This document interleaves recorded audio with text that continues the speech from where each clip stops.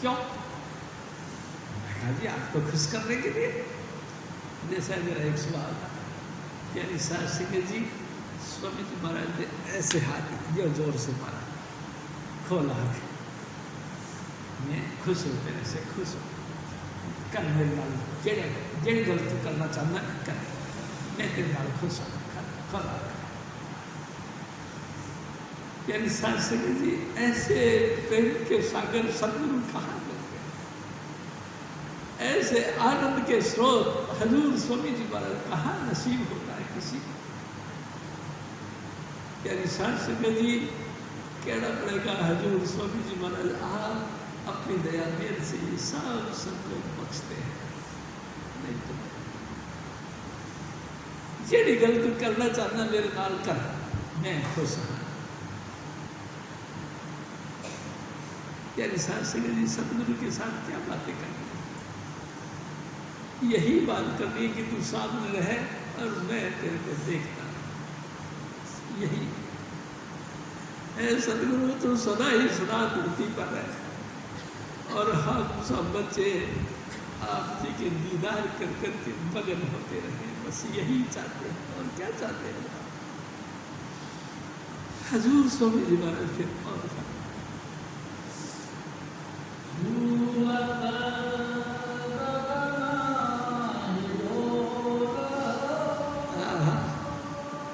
हजूर स्वामी जी महाराज देखो क्या कह रहे हैं,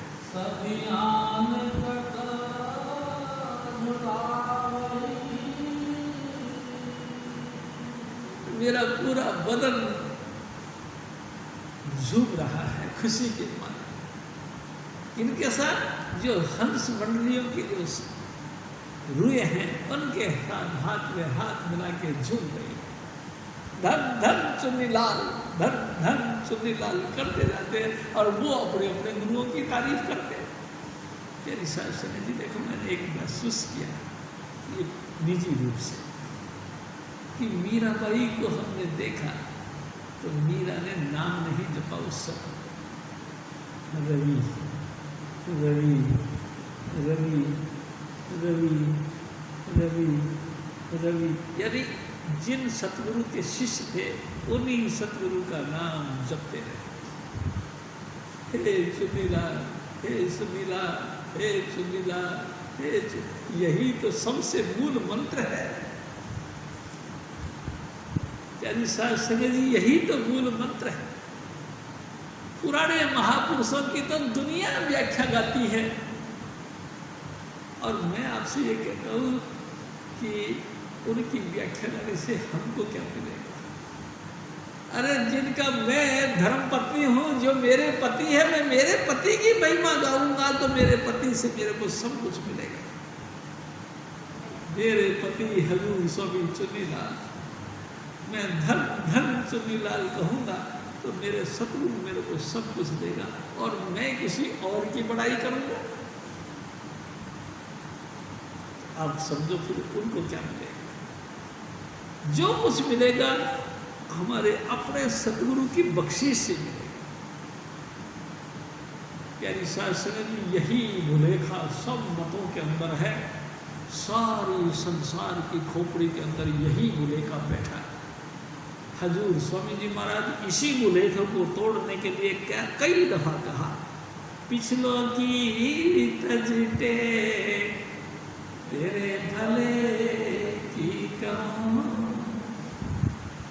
वक्त गुरु को मान तेरे भले की कहूँ। यानी साथ सके हजूर स्वामी जी महाराज फिर और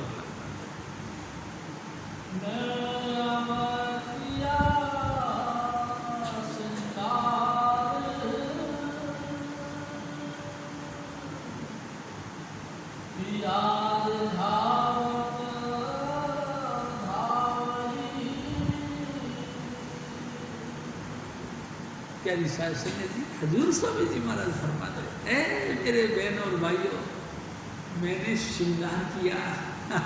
देखो मैं आपसे निवेदन करता हूँ, जब शादी होती है दूल्हे के सामने दुल्हन जाती है, यानी कि जयमाला के टाइम पे ब्यूटी पार्लर पे जाती है लड़की, काय के लिए जाती है?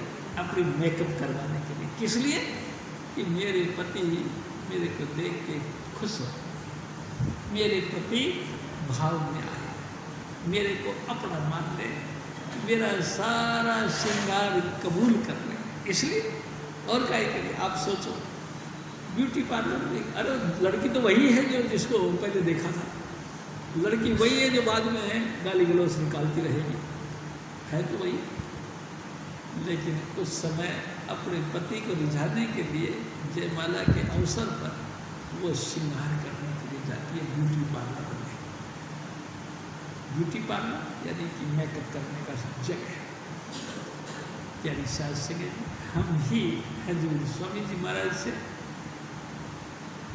अपनी घनिष्ठता बढ़ाने के लिए, अपने आप को सर्वस्व उसके ऊपर न्यौछावर करने के लिए ब्यूटी पार्लर में जाते, मेकअप करते, श्रृंगार करते। ऐ सतगुरु, आप जी का दिया मेरा घर में जो कुछ है सब आप जी का दिया। आप जी ने बख्शिश करी तो मेरे को खाने का ताड़े मिले, आप जी ने बख्शिश करी तो मेरे तन पे कपड़े सजे, आपने बख्शिश करी मेरा अंदर का डाइजेशन ठीक हुआ, आपने बख्शिश करी मेरा ब्लड सर्कल ठीक हुआ, आपने बख्शिश करी मेरा मानसिकता ठीक हुई, मेरा मानसिक संतुलन सेट हुआ, आपने बख्शिश करी मेरा मित्र मंडली सेट हुआ, आपने बख्शिश करी मेरे माता पिता सकारात्मक भावनाएं मेरे अंदर पेश करी। ये सारी बख्शिश है, यानी सारा मेकअप मेरे सतगुरु ने किया। यानी शास्त्र ये तमाम मेकअप किसने दिया? स्वामी जी महाराज। स्वामी जी महाराज, स्वामी जी महाराज के देने से ये तमाम मेकअप हुआ, और ऐसा रोचक हुआ कि स्वामी जी महाराज ने भी मेरे को अपना दिया। कहने लगे, मेरे बच्चे, मेरे बच्चे मेरे गोद में। यानी शास्त्र जी और दया मेर पर के हाथ उन्होंने मेरे सर पे रखा। शाबाश मेरे बच्चे, शाबाश। यानी शास्त्र जी ऐसा कैसे? ऐसा इसलिए कि हम स्वामी जी महाराज के बच्चे हैं सब, हम कहीं दूर नहीं, हजूर स्वामी जी महाराज हमसे दूर नहीं, लेकिन हमारी अपनी नेगेटिव ख्याल होते हैं, हमारे विरोधी विचार होते हैं, उसके कारण से हम दूर दूर होते हैं। एक दिन स्वामी जी महाराज ने कहा, क्या निसार संगत जी, मालिक कुल यानी कि राधा स्वामी दयाल इंसान का चोला धारण करके धरती पर आया, लेकिन हमारी मन ने उनके साथ ऐसा बर्ताव रखा, उनका मुंह इधर है तो हमारे को पीठ करके खड़ा, देख ही नहीं पाए। हमको होना ऐसा चाहिए था, पूरी जिंदगी एक दूसरे का दर्शन कर करके निहाल होते, और स्वामी जी महाराज के दर्शन करने से हम एक हो जाते, माली कुल के साथ मिलके माली कुल का रूप बन जाते, लेकिन हम उल्टे खड़े होते। स्वामी जी महाराज कितने ही परिपूर्ण हो, लेकिन हमारी पीठ उनकी तरफ है, क्या करें बताइए, देख ही नहीं पाए। पूरी जिंदगी हजूर स्वामी जी महाराज ने गला फाड़ फाड़ के कहा, चेतो मेरे प्यारे तेरे भले की कहूँ,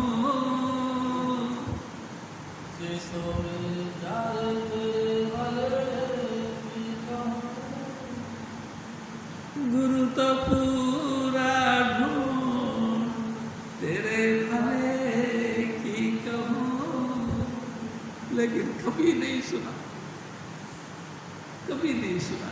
स्वामी जी महाराज की वचनों के ऊपर कभी ध्यान नहीं दिया, कभी तवज्जो नहीं दी, जो बोलते आप बोलते हैं। अरे यार इतनी देर हो गई, सत्संग खत्म नहीं हुआ, बोले जा रहे, अरे भाई चुप कर जाओ, बस अपने हमको और भी काम देखना है। क्या विश्वास संगत जी, क्या करें, मन हमको बार बार संसार की तरफ ले जाता है, और हजूर स्वामी जी महाराज अपने सतगुरु की महिमा करते कि मेरे सतगुरु ने ऐसा आनंद का समा बनाया कि बस उनको देख देख के मैं निहाल हो गया, मेरे अंग अंग फड़कने लगा, अंग अंग में एक उत्साह का उमंग उठने लगी और स्वामी जी महाराज का जय जयकार करने लगे। लेकिन मन बार बार हमको कहता कि क्या करता है, अबे आँख से आंसू नहीं निकलना, लोग देखेंगे तेरी इज्जत खराब हो जाएगी। अच्छा ये बात है क्या? अरे क्या करी कराई सारी बट्टी हो जाएगी। इतने लोग जानते हैं कि ये बड़े कठोर हैं और यहाँ आके टिकट तेरे इज्जत मट्टी में मिला देगा। मन कहता है और हम कार्ड बन जाते, हार्ड कठोर पत्थर के माफी। हजारों नदियाँ बह जाए लेकिन हम टस से मस नहीं होते, दिल में तरावट नहीं आती, कभी कोमलता, कभी मुलायमपना, कभी तरलता नहीं। हजूर स्वामी जी महाराज से और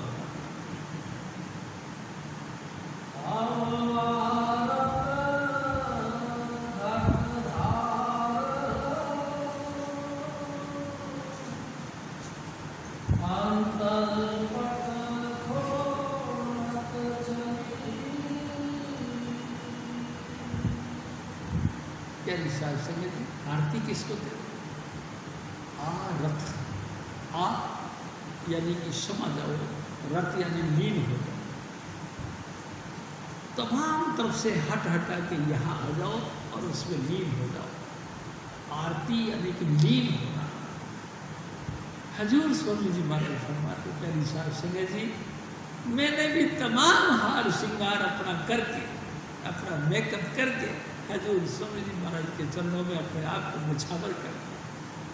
हजूर स्वामी जी महाराज के चरणों में लीन हो।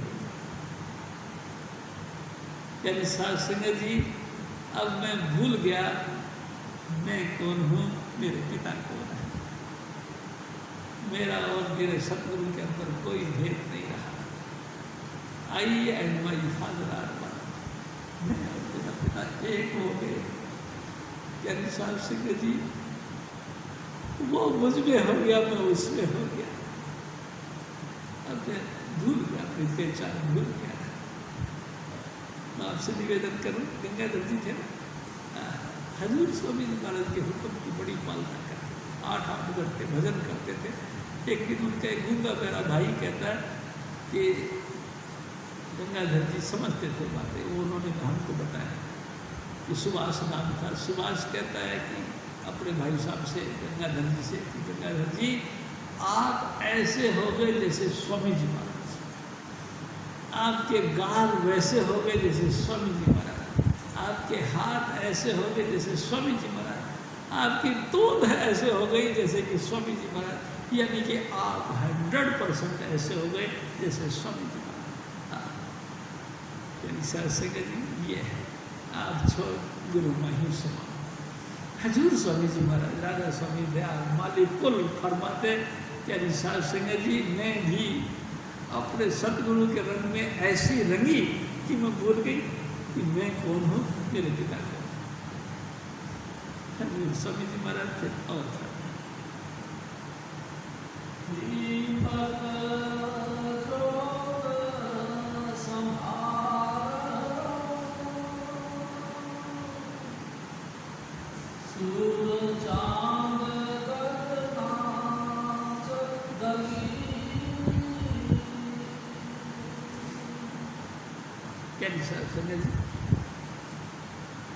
एक दीवा ले लो, दीवा, और उसको जला।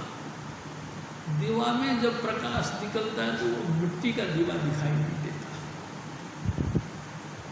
वो सारा ही सारा प्रकाश रूप दिखाई देता है।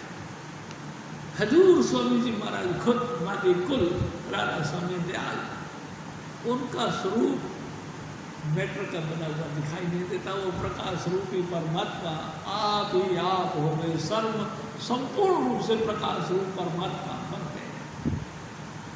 वो जलवा हमको दिखाया दूसरे का।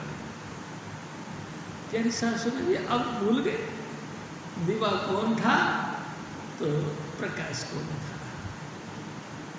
क्या सिंह जी, सूरज चांद, हजारों हजारों सूरज और चांद की झलक उसी ज्योति के अंदर दिखाई। क्या सिंह जी, अब हमको पता नहीं लगता स्वामी जी अलग हैं या प्रकाश स्वरूपी परमात्मा अलग है? दीवा अलग है या दिवे में जलती हुई ज्योत अलग है? प्यारी साध संगत जी, ज्योति ज्योत हो गई, खुदा नूर है, नूर ही नूर खुदा है, वो ही प्रकाश रूपी परमात्मा हजूर स्वामी चुनिका। प्यारी साध संगत जी, दूसरा तो कोई नहीं। अब दूसरा किसको समझे? हजूर स्वामी जी महाराज के और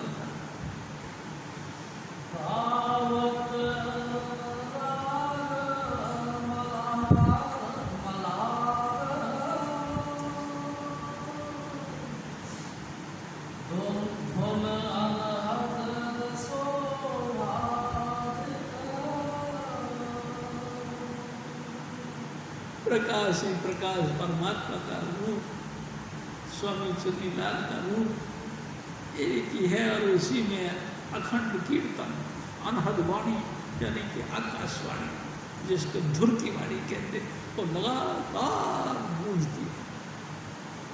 धन धन चुनीलाल, धन धन चुनीलाल। तेरी सारी संगत जी, देखो मैं आपसे एक और निवेदन करता हूँ, गुरु की स्तुति करना ही सत्संग है। गुरु की स्तुति में लीन होना ही सत्संग। सत्संग उथे जानिए जिथे इको नाम रखानी है, जहाँ सिर्फ एक ज्योत सर्वव्यापक, एक ज्योत जो सर्व निरंजन रूप में व्यापक हो रही है, उसी एक ज्योत का जिक्र करना, उसी एक ज्योत में लीन होना, उसी एक ज्योत के अंदर समा जाना, इसी का नाम तो सत्संग है। वो एक हजूर स्वामी चुनेगा, यानी साध संगत जी, बस उसी का जिक्र कर, यही सत्संग। राजा महाराजाओं की किस्से कहानियां सुनाना ये कोई सत्संग नहीं। मेरे सतगुरु के हुक्म के मुताबिक उस एक अकाल पुरुष वाहिगुरु यानी कि हजूर स्वामी चुनीलाल जी महाराज की स्तुति करना यही सत्संग है, बाकी कोई नहीं। अपने गुरु की बड़ाई, अपने गुरु की शान, अपने गुरु की जो है महिमा, अपने गुरु की जो है जलवा, इसको देखना, दिखाना, गाना और बताना, यही सत्संग, यही नाम है। वही नाम प्रकट देह धारण करके स्वामी जी महाराज के रूप में प्रकट हुआ प्यारी साध संगत जी, और कोई और नहीं। हजूर स्वामी जी महाराज फिर और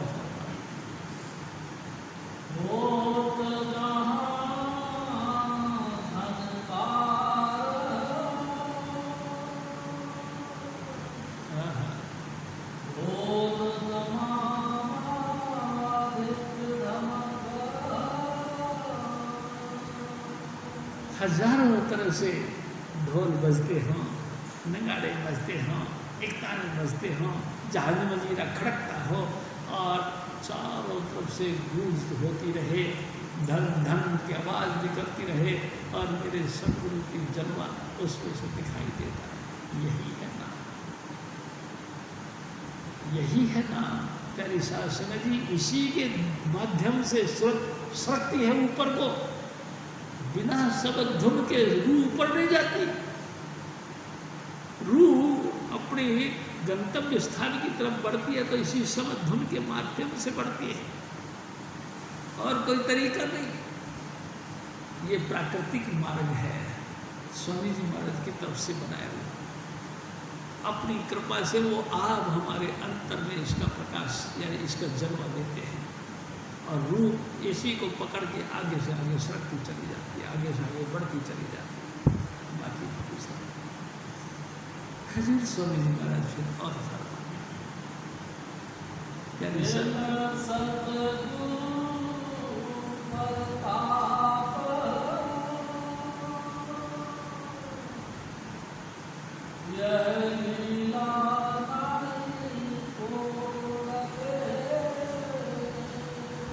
जब तक हजूर स्वामी जी महाराज की कृपा नहीं है, इन अंतर के नज़ारों को नहीं समझ सकते। प्यारी साध संगत जी मल्हार गाते हैं, ऐसी राग सुरीली राग से स्वामी जी महाराज की स्तुति गाती है। कौन? वो अप्सराएं, वो सतलोक की रूहें, वो हंस मंडलियां धन करती है। शाबाश सतगुरु, शाबाश, तूने एक अनोखा काम कर दिया। 7 दिन के अंदर अंदर तूने एक जमीनी कीड़ी, एक जमीनी रूह को अनामी देश पहुंचा दिया। हे चुनीलाल, तू धन है। और हजूर बाबा सावल सिंह जी महाराज ने उनके सर पे ताजपोशी की। यानी शास्त्री, ये कौन है? ये स्वामी चुनीलाल कौन है? थोड़ा सोचो। प्यारी साहब संगे जी महाराज बजते हैं, ढोल नगाड़े करते हैं, घोष बजती है, आवाजें तोप छोड़े जाते हैं, धम धम की आवाज होती है, सुन सुन के रूह एकदम चौंकती है। कैसी अनोखा दृश्य। लेकिन नसीब किसको होगा? तो स्वामी जी महाराज के शरण में आएगा। नसीब उसको होगा इस मृत्युलोक के अंदर, वही व्यक्ति सुन सकता है जिनको स्वामी जी महाराज अपने दायरे में लेते हैं। दूसरा नहीं सुना। दूसरे कहेंगे पता नहीं कैसी कैसी कथाएं सुनाते थे, खाना खाई के अंदर हमको ऐसा वैसा कहते हैं। नहीं, लेकिन कैसा सही, ये तो प्रैक्टिकल बात है, ये तो आंखों देखी दास्तान का बयान है। स्वामी जी कहा करते थे ये हदवेती गल्ला है, कोई अफसाने नहीं।